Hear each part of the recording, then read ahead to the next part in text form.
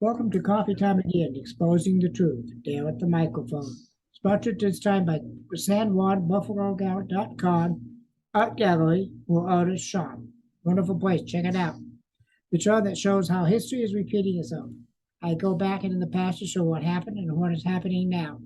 Most of the time, I'm not talking about the headlines of the day, though I will if I see if it's important. The culture that forgets its history has no future. A history buff, and I love to talk about it. I'm a constitutional conservative and a devout Christian. I follow the path in history to where it goes, and then relate it to today to reveal the connections.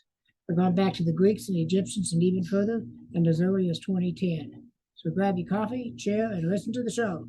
Today's guest, Dana, and in her words, is to share my experiences from being in the trenches in education for 22 years. Also, from my experience as a board member of the Colorado Congress of Foreign Language Teachers, CCFLT, podcast host since 2020, and author of the upcoming book, Out of the Trenches, Finding Your Way as an Educator in Today's Challenging Times. And boy, are they ever challenging.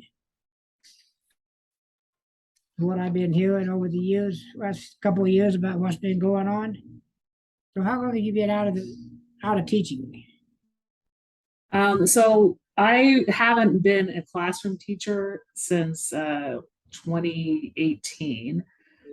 So I've worked as a teacher on special assignment and dean of students, which is like a attendance and disciplinarian type person, and currently working to support teachers who want to co-teach. So I've been doing other types of jobs that are in education, but not directly in the classroom. Yeah. So what is your feeling about what's going on in the classroom today? Well, we've had a little talk about this before, the contentious school board meetings. Yeah. Parents get up and rant and rave and get arrested and called terrorists and all that stuff. What are your feelings about that? Well, I know starting with the pandemic shutdown, people, got open arms a lot of that because, the parents, it was really hard for them to work when the kids were not able to access the school building. And then just depending on where people live, when school did start back up 2 years ago in August of 2020, everybody had their opinions about what schools should do in terms of in-person learning versus virtual learning. Luckily, the district I live in, they were doing at least the hybrid model, which did not really, I think, wasn't really accommodating to everybody, because you might have a child go in Mondays and Wednesdays and then another child go in Tuesdays and Thursdays. So you still had some kids at home, and everybody knows that virtual learning, a hybrid model, didn't really work. And then once, we got back into this a year ago in the 21-22 school year, it was mostly about masks or no masks. So, there was that contention, I think, both at the school level, but also at the district level, with parents saying both sides of the viewpoint on that, and getting health officials on what either side of the spectrum to say what their opinions were. I'm glad we're beyond that now, that they did drop mask mandates in February, the last of them in Colorado, and we have now, I think, at least where I live, they're focusing a lot more on what they need to focus on, like helping pass a MLO, mill levy, and a bond in the next election, and also raise teacher salaries and build new buildings. That's what a school district should focus on. But for the longest time, it was the masking, and then also like we discussed, the CRT viewpoints of whether it was taught, or what people thought of that, right? What their opinions were. So that was definitely a part of where I live, is just that, having to have security at district board meetings and police cars outside, and meetings that went on until the wee hours of the night. Yeah, you said something that piqued my interest, really, is raising the cost, not raising the cost, raising the teachers' salaries. It's something I'm a big supporter of. Mm-hmm. I don't think we pay our teachers nearly enough to what they have to do, and what the awesome responsibility that educators have, both at the elementary, secondary, and college level, is just absolutely incredible. And I don't know about the college level, but high school teachers and grade school teachers, I don't think they make nearly enough. So I agree with you on that 100%. I think they need to come up substantially. And I don't know how you're going to do it because nobody wants to pay the extra taxes. Yeah, and it all depends on basically what district taxpayers, where the people, that live in that district, what they want to pay. And it's just a huge discrepancy in a large metro area, what one district might pay in terms of another, and then people will flee one district to another because of, they can make maybe 15,000 more. Yeah. And then it's different from state to state as well. You can have the same level of education and experience and make 20 grand more somewhere else, or lose that amount of money when you move.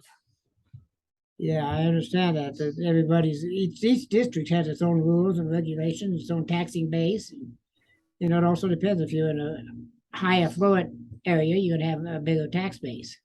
Or I don't know if they're any more willing to pay the taxes, but you do have that tax base is a little more. And if you get into the low income districts, that's where you run into problems, I think, with children from low income. The single parent families, I think, is so difficult on teachers. Yeah, it's I wrote a blog post just recently for the Teach Better team. It was put out early September, and it was about like looking back on 20 years in K-12 education. And I wrote mostly just kind of about like moving to a new place and not knowing the place, but also struggling, right? Even though I had a master's degree at the time, the salary for somebody with a master's and zero experience, it really didn't make ends meet. And when you're single, it just, I had to be on food stamps for a while. There are a lot of teachers today still in that situation. I heard in Jefferson School District in Colorado, they had to, the teachers union is trying to get some affordable housing for teachers. So maybe building apartment complexes and having them only for teachers that can't afford other housing. I mean, people are looking at creative solutions for that. Well, I think that's awful that we have to do that. There's the reason I say that they need to raise the teacher salaries and bring them up to something that is a decent level for what they do. I don't have I got grandkids in school, but I don't have any contact with them, so I don't know what's going on with them. But I still have family members in school, and I am just such a strong supporter of it. How'd you get into being teaching foreign languages? I know you taught German and French, I believe it was. Yes. So I went over to Norway when I was a teen, and I went there and went to school. I've always been adventurous, so I learned that fluently, just being immersed in the language. And then I started taking French and German over there. My dad knows a lot of languages too, so I have that aptitude from my dad. But he's also a good math and science person, and I would say my brain is the language. I have certification in foreign language and English for second language learners. That's where I lie in the terms of expertise. But I lived and spent some time in French speaking countries like France and Quebec, and I've also traveled a lot in Germany and had a lot of exposure over the years speaking those languages with people. So I still do some tutoring, private tutoring and small group tutoring for students through an online platform. So I've been doing that since the pandemic, and there's still kids that want that, that live in different states that might need tutoring. So I get to at least keep a little bit active in still teaching those languages. But I would say the most active I am when it comes to foreign languages right now is being on that board of directors, like you mentioned. So we have meetings every month. And I'm the exhibits chair right now. So we have a fall conference coming up in October. So it's getting sponsors for the conference, because they don't come in and exhibit at the conference. They just, send us things to put in a goodie bag. But we also have a spring conference in February. And so we'll probably have like 15 to 20 exhibitors at tables. And so it's a lot of work to get that together. And then, just the whole group of people on the board, getting the conference together, having people send in session proposals, making sure the site, we're using the same site as last year, the Mhm. hotel. So at least we know kind of what to expect from the site. Yeah. But it's exciting, kind of being on that side of like supporting language teachers and also advocating for languages to be taught more at schools. I've always had an interest in that. Like even in 2008, I was on like a World Language Curriculum Council in Aurora, Colorado, and they were looking at new curriculum, and we were talking about like introducing lesser known languages to like the curriculum, like Vietnamese and Tagalog and things like that, because we had a lot of people who represented those languages in the district, but that didn't come to fruition. And then, you see a lot of schools wherever people live that they only teach Spanish. There's not even French in a lot of schools now. And if they do have another language, it's sometimes French, sometimes Chinese. German's taught very rarely now. And people might want to learn Japanese or Arabic, and there's very few places you can find that at high schools.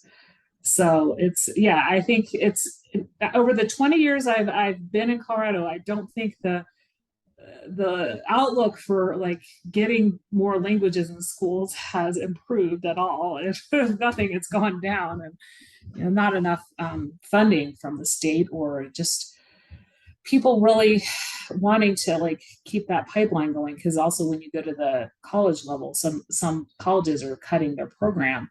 Like University of Northern Colorado only offers Spanish now, and they cut their German and French program last year.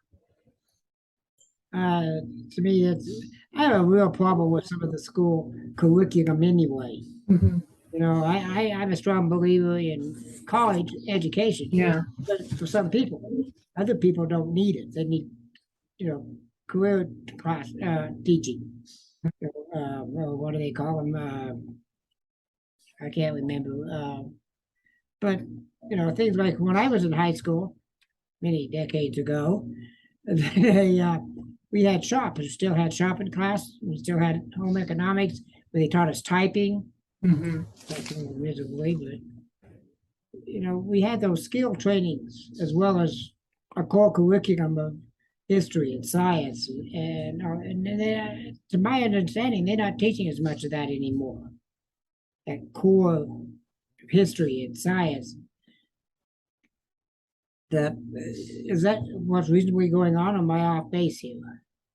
They still have the core subjects. Like high school, you need a certain amount of credits for every year in high school. You have to have English, you have to have some form of history or social studies, some form of science. I think at least 3 years of science, and you have to have English for 4 years. So yeah, they still have the core curriculum. There are still shop classes. They do have like carpentry or like automotive mechanics at some schools. Like home ec classes. I have a child that just ended middle school last year that it's a cooking class for 1 quarter, and then the other quarter it's sewing. So they do have that at some middle schools. And so my other child in the 7th grade is now taking that. So, if they have that's the thing. If they have a teacher and they have a room for that, they'll have a class like that. And I think that's her favorite class, because they learn about cooking skills and how to use a knife and all those things. And then they'll learn how to sew with the sewing machines. So they do, and I know there are some schools, and it just depends on the districts that do have career tech ed, that word that you forgot. So it's about like, helping people get educated in things like aviation, fire science. So I know some high schools in the district I live have like fire science program. They have like cyber tech at some high schools. So they do it so kids can get like college credit through the junior college or community college. So it's kind of like a dual enrollment program. And so they can try out that. The high school my oldest goes to has cosmetology.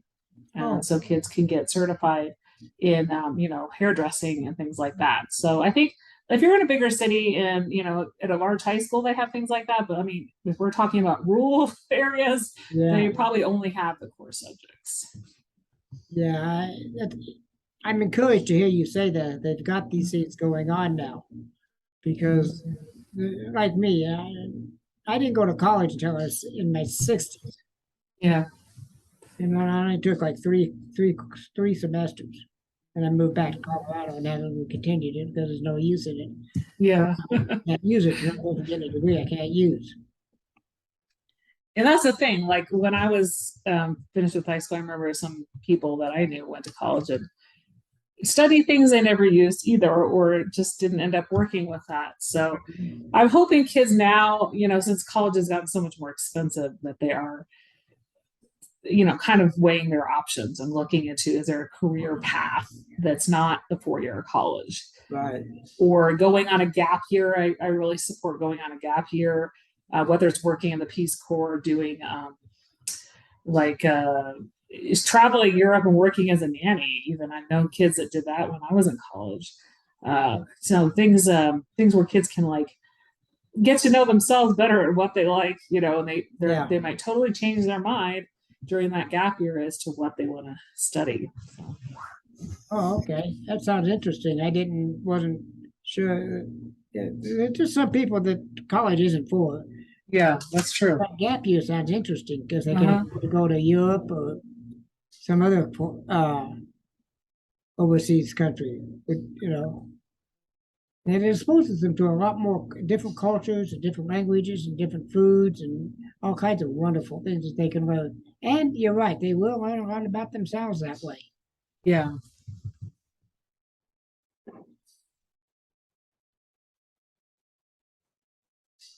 What you learn about school and district accountability while you're doing your research for your ED.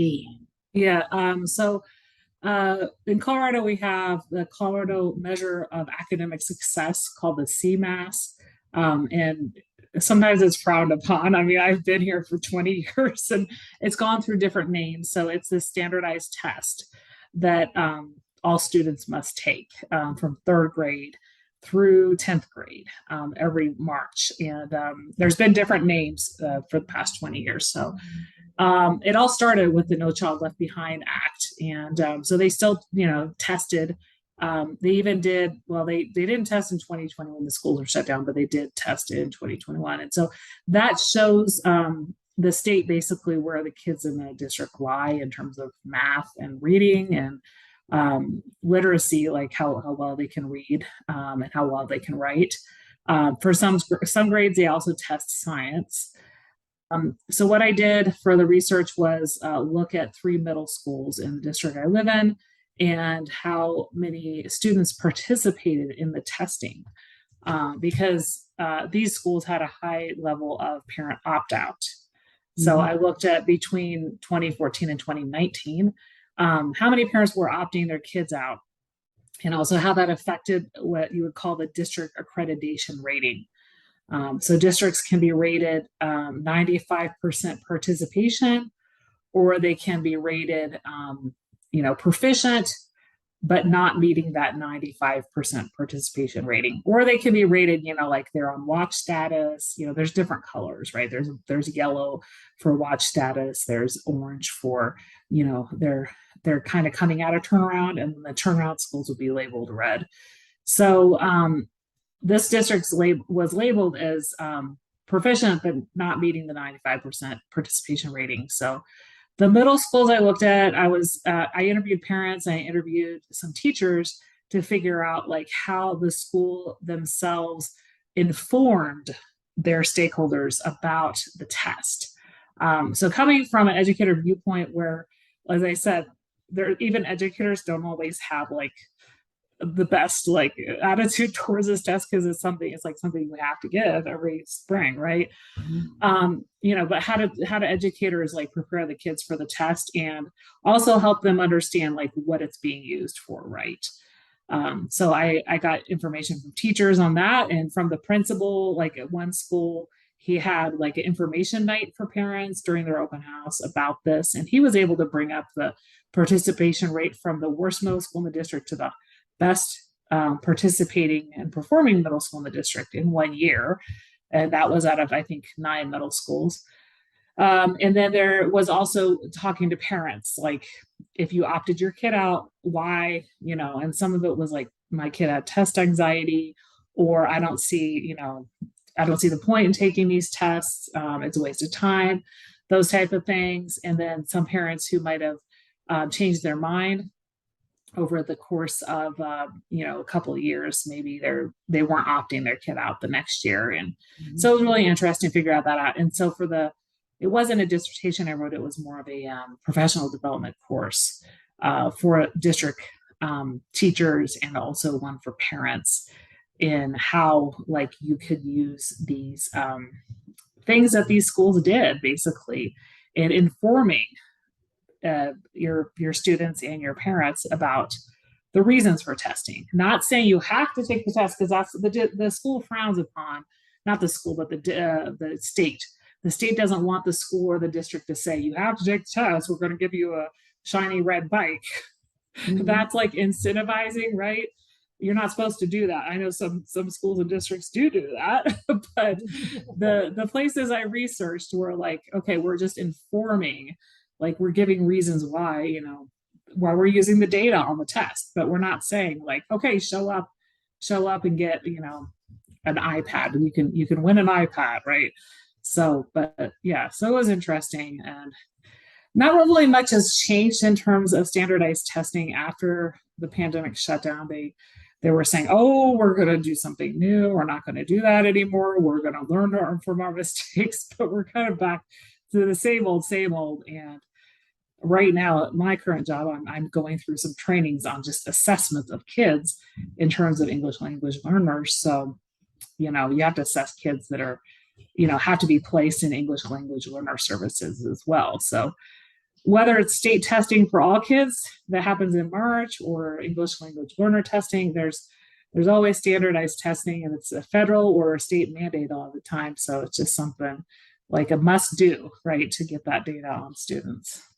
Yeah, when I was in grade school, I was in 8th grade in California, there was this mandatory test on the Constitution you had to do to get out of 8th grade. I don't think that's still. That's where I got my interest in the Constitution, was studying for that test, which was one of the few tests I actually passed with flying. Just squeaked by. But it was interesting. That's why I got my interest in the Constitution. But so I can see that maybe some students can pick up something that interests them out of the test that they're taking. Is that possible? Well, I mean, a lot of the time, whatever the teacher's teaching in that subject area is supposed to help them be prepared for the test. Whatever is tested on is a snapshot of their learning. Like if you have the English test, for example, it's going to be an essay, or a response to a reading, like asking about the text that they read. So there's a certain amount the teacher can prepare the student for it, but whatever the kids tested on that day, I don't think they're really going to retain information that they were tested on, because they are under pressure. It is a time test. And also when it comes to performance, it is that snapshot of that day. If they weren't feeling well, or if they had some issue happen at home, I mean, they might not do that well, right? Yeah. So, and then as a parent, like I didn't even get scores this year for my kids. Sometimes parents get scores in July, like, so we know how our kids did. The school usually gets scores at least, but the parents are supposed to get the scores too. So, I read a few months ago where they had stopped several colleges and universities had stopped taking SAT tests. What's the reason behind that? I think that happened 2 years ago when everything was shut down, and some of the students hadn't been able to take the SAT. I think they're back to doing that, but I wouldn't. I'm not certain on that since I don't work at the college level. Yeah, that's what I thought. I was just curious because I remember reading about it. I didn't realize it was that far away. Mm-hmm. What started you out as a conference participator? Presenter, I guess it says. Yeah, so I present on mostly on classroom management and student engagement. And I've presented at different conferences in Colorado for about the past 5 years, and also some in the region, like the Southwest region. some national conferences. I also did a lot of online presentations in the past couple of years. So there's always teachers out there that want to know like tips and tricks of how to manage student behaviors, right? And also how to get kids more engaged and participating in their lessons. So, I usually have good turnouts in those sessions that I do, and it's fun for me to be able to help people walk away with some new ideas for their classroom. Yeah, when I was in school, in cities was do it or you get a paddling. Back in the dark ages. Yeah. I think they actually still did that most of my elementary schooling too. At least I was in a private school for some of it, but yeah, I think around sometime in the 80s is when they stopped doing that. Well, I was in a Catholic school in second grade, and a nun came by and slapped my knuckles with the ruler, Mm-hmm. So I kicked her, and the shin was still told boot. Oh gosh. That was a long time ago. Yeah. Where do you get your ideas for your blog? So what things I write for my blog? What do you get the ideas from, and what are yeah, well, I mean, so I'm on a network of bloggers with the Teach Better team, and we get emails every month, like maybe some ideas. So sometimes I take something from their ideas, because like for August, it could be, connecting with your students, back to school activities, right? Or like if there's a holiday coming, if you're writing a blog in October or November, you might want to write about Halloween or November, or Halloween or Thanksgiving, what you can do with students for that. But I don't always follow ideas based on their emails. I sometimes write about things that I am experiencing. Like I said, the blog I wrote about looking back on 20 years in K-12 education, or one that was published today. It was just making a mark on your students. It was kind of about making a mark on your building as well, like how you can connect with colleagues, how you can connect with students, how you can connect with stakeholders. And I wrote a blog post a few days ago as well. And the title escapes me, but it was more of a just kind of thoughts around something I've been experiencing. So that's kind of sometimes what happens. Like I even wrote a blog post in the spring, and I was just like, I got to write about this, because I was just in a Chipotle getting lunch, and I had my district ID on, and somebody bought me lunch.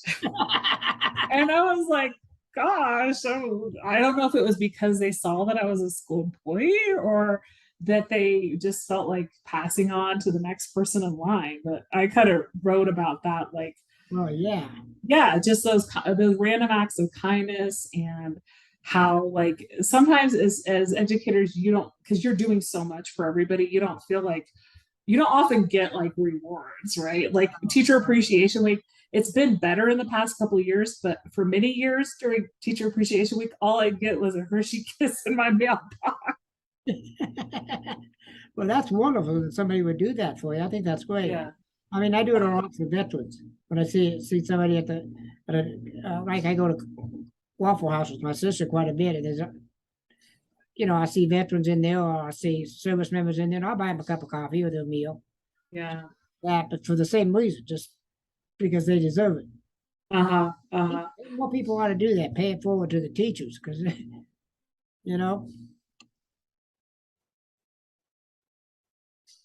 I found a quote on Britannica when I did a blog for a long time, not a long time, a short time, and I got to noticing that not many people were reading my blog.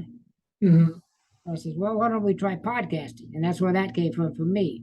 But doing my researches for one of them, I found this in Britannica.com. Okay. Uh-huh.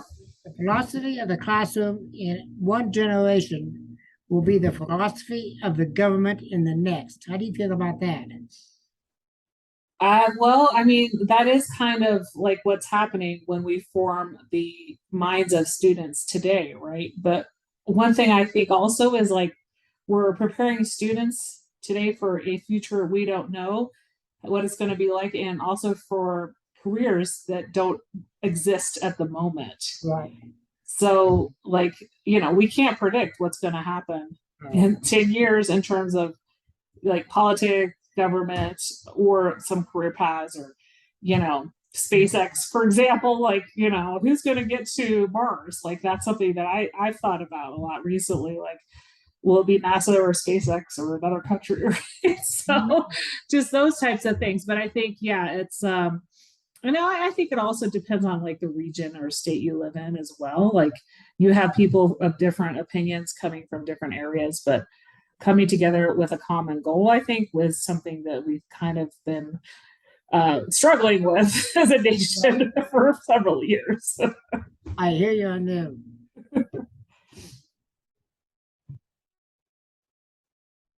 What are some of the unique challenges of women leaders in today's educational climate? Well, I think women aren't always taken seriously.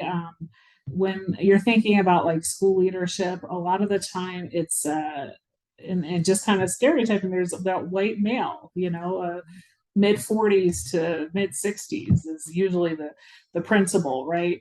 Yeah. And so, like, there, when you look at elementary, at least there are a lot of female principals, but a lot of my experience has been in secondary schools. So, and it's kind of like with trying to break into leadership, and in like, I would say sometimes your expertise as a woman can be shot down.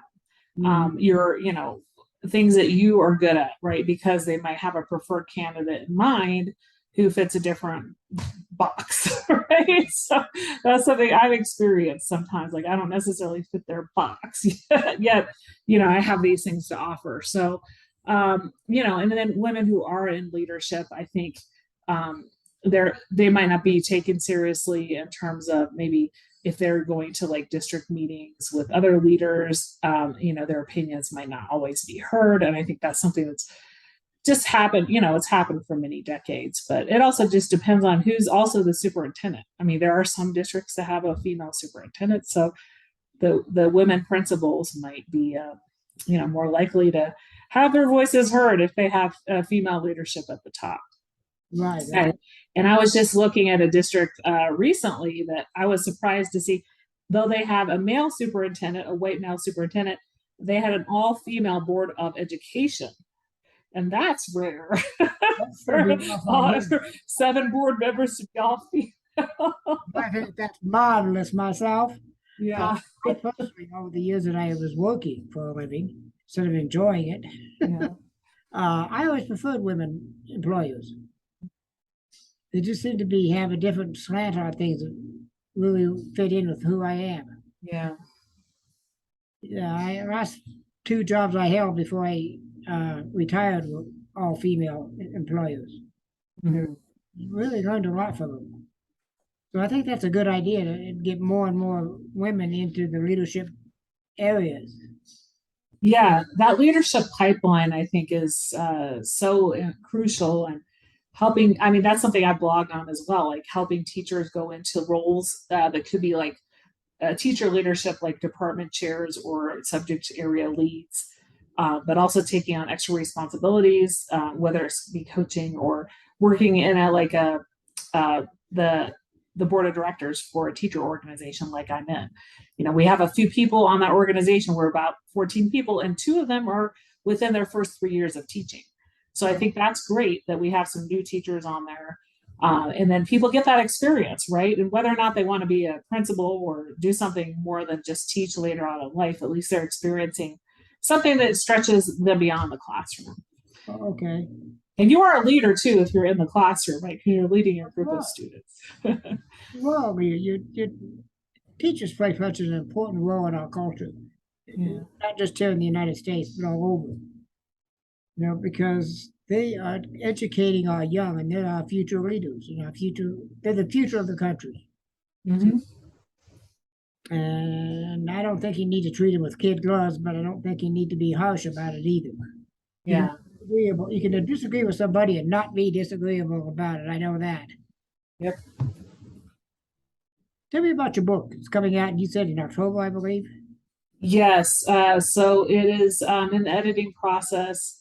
And it is basically a lot of it is talking about kind of my trench story, because it's kind of a spin on my podcast, Out of the Trenches. So kind of like experiences that I've had through my 20 years in K-12 education.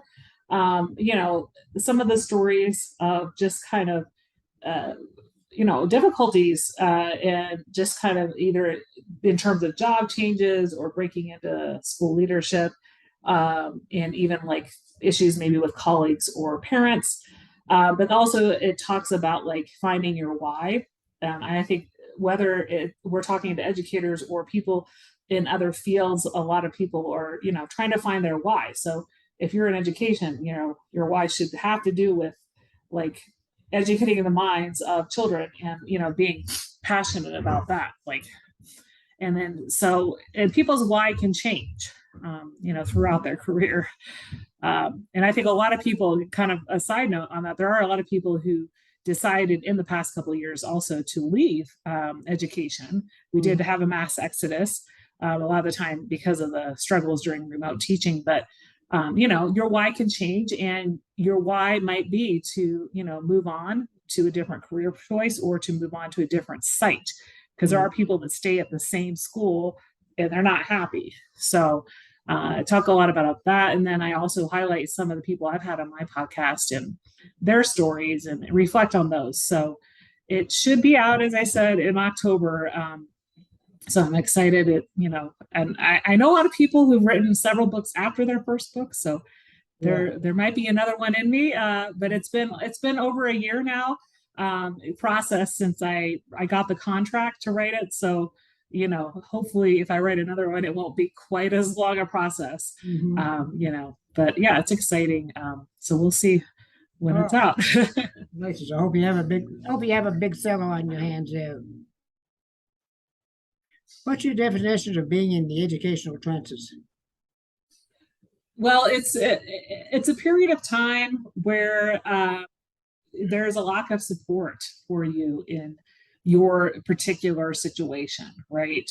And I could give an example as I taught a lot in the world language department, and I was a teacher of French, and there weren't always other French teachers. So that could be seen as a trench because you're kind of a singleton teacher in a school, and you might not even have a lot of communication with other people in the district who teach that same subject. So, a trench could also be like not having resources to, support students that are struggling. It could be students that have individual education plans, IEPs, who are special ed students. It could be resources and motivating students. That's what I talk about when I go to conferences, right? Motivating students. So people's trenches are different, but throughout my career, I've been in some of those trenches in terms of engaging and motivating students, and also kind of being that singleton teacher, not really having a colleague to lean on and know kind of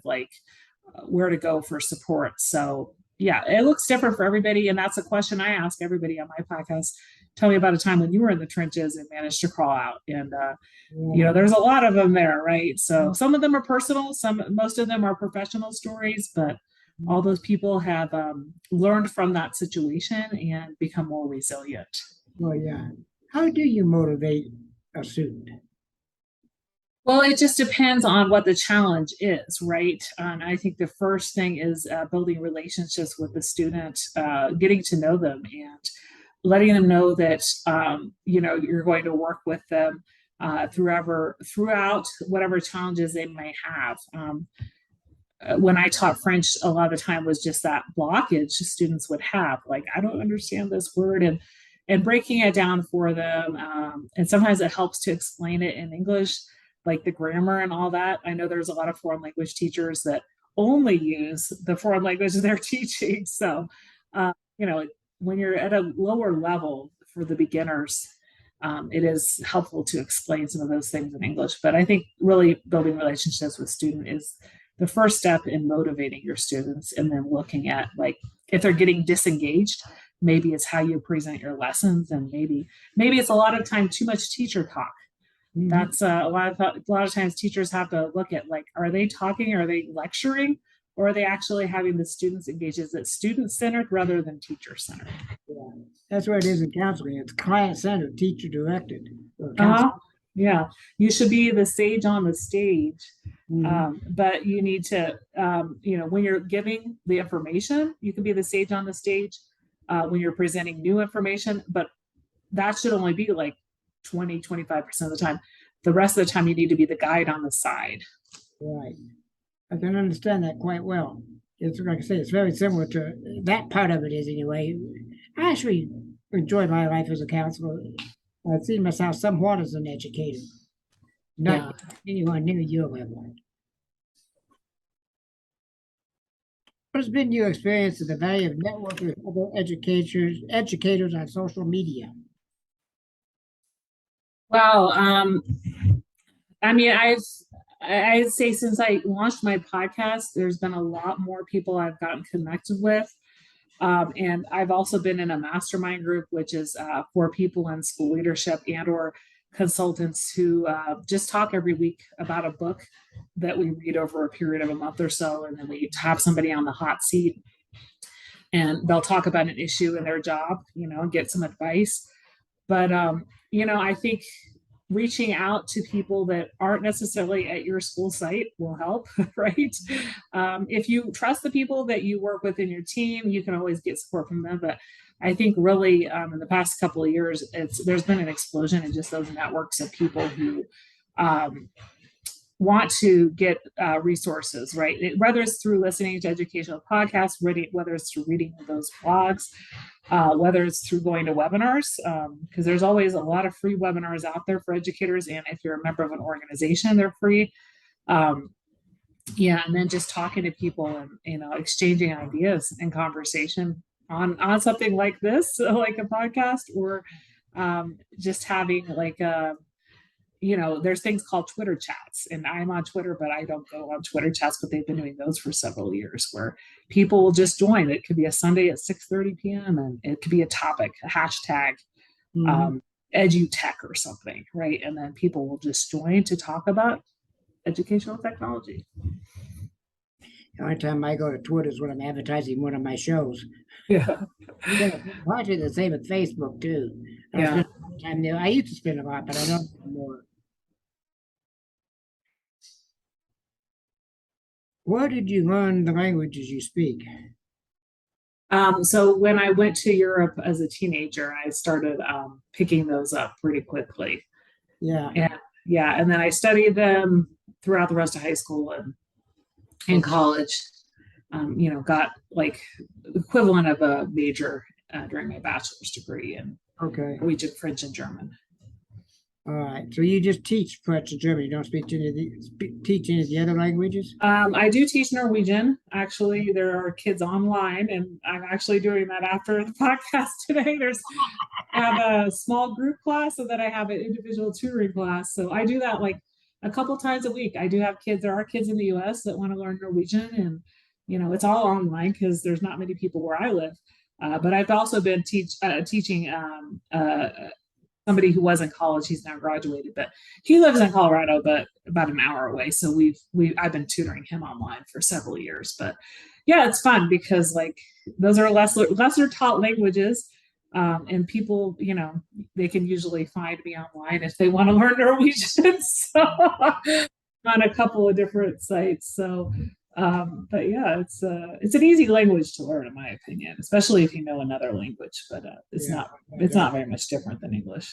And when I was a kid growing up in the San Luis Valley, I could speak Ute, but I couldn't speak American. When I was real young, we had so many Native Americans up there, sheep herders up in Creed. Yeah. I learned how to speak Native American before I could speak English almost. Which was easy back then, but it's difficult now. I remember in sixth grade when I was there talking. I remembered my French teacher's name in sixth grade, which was like decades ago. It was Mrs. Reynolds. She was a German lady, a thick German accent teaching French, which was interesting. But I actually passed her class. Now since then I never used it. Well, it's a good idea to be exposed at least to languages like you have, and trying them out and seeing if they stick, right? Yeah, I know a little bit of Spanish now, but not enough to do anything with it. Tell me, you still work as a consultant, and I think you said support. How is that rewarding to you? Well, working with teachers and just helping them in their classes, Yeah, support their students, whether it be with behavior challenges or supporting like English language learners or, just learning how to implement code teaching. I think just those are in the ins and outs, right, of the school day. Those are looking at how we can best, move our students forward. So it's rewarding because although I'm working with teachers a lot, and sometimes with the students, it's both.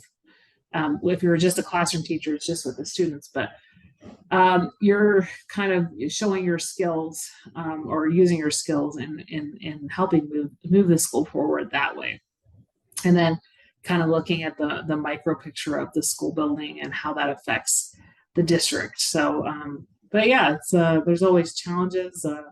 Kind of from year to year, it fluctuates, but yeah, I think I've been in a lot of different roles in education at all levels, K-12. So yeah, it's rewarding to get exposure to different schools, different districts, and just different levels of students as well. yeah. How do you handle a disruptive student? Um, Behavior. like I said, for the motivation, you just have to like know kind of what makes them tick. And some students are not going to listen to you if you ask them to stop. They might be disrupting, and then you have to have that next like tiered action, right? That what could be talking to them outside the classroom. It could be asking them to fill out like it's called a refocus form and asking them questions about why they're having that behavior. Or you could, just sit down beside them after you've been teaching and the students are working on something, just kind of having a quiet conversation with them. So really knowing where to meet them at. A lot of the time those behaviors are for attention, right? It's behavior is communication. Yeah, because I was not extremely disruptive, but I did have some issues. Yeah. In grades, not so much in high school, but in elementary school. Yeah. Back in the day, they still had junior high instead of middle schools. Yeah, they did. When I was that age, they still called it junior high too. Yeah, because should have graduated in '69, but I had a little issue in English class one day.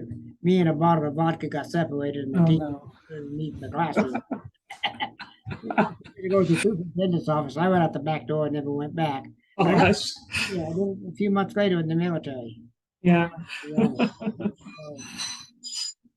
But yeah, I had a few disciplinary problems in school too. Mhm. I was just curious about that because I had some really good teachers. Mhm. So in high school especially, they were really good. Kept us working, kept us doing good. I was a small school up in Creed. There's Mhm. only 56 students in sixth grade through 12th. Mhm. It was so small they had me as senior class vice president and student body president. That's Mhm. how small I was. Yeah. Anyway, we're about out of time here. Is there anything you need to say or you want to say that I've missed? Well, I think like your podcast theme is like looking at history and like making sure it doesn't repeat itself. So I think in general, I think it's always good to read. It's always good to have your options open and read, books from authors of both sides of the story. And, whether they're right now current New York Times bestsellers or something people talked about, 5 or 10 years ago. I think educating yourself, doesn't necessarily have to be a formal degree, but just reading and holding yourself informed. And sometimes it could be reading the newspapers, but don't just read the New York Times, right? Read other newspapers and have conversations with people on both sides of the issue, and also talk to the kids because, like I mentioned at the beginning of the podcast, when there were those parents, outrages at the school board meetings, Yeah. The kids were shocked at the parents for acting like that, right? You tell your kids to have a certain demeanor, yet these parents were almost having fist fights. So Yeah. yeah, it's if you want to set a good example, educate yourself, have civilized and informed discussions, and respect the opinion of others. Bingo. Civilized is the key word there. Yeah. You can disagree with me without being disagreeable, and we can have a conversation about the Yeah. disagreement. We may not resolve it, but we at least had a conversation around it at a civilized level, and knowing that back to everybody that's listening to the podcast.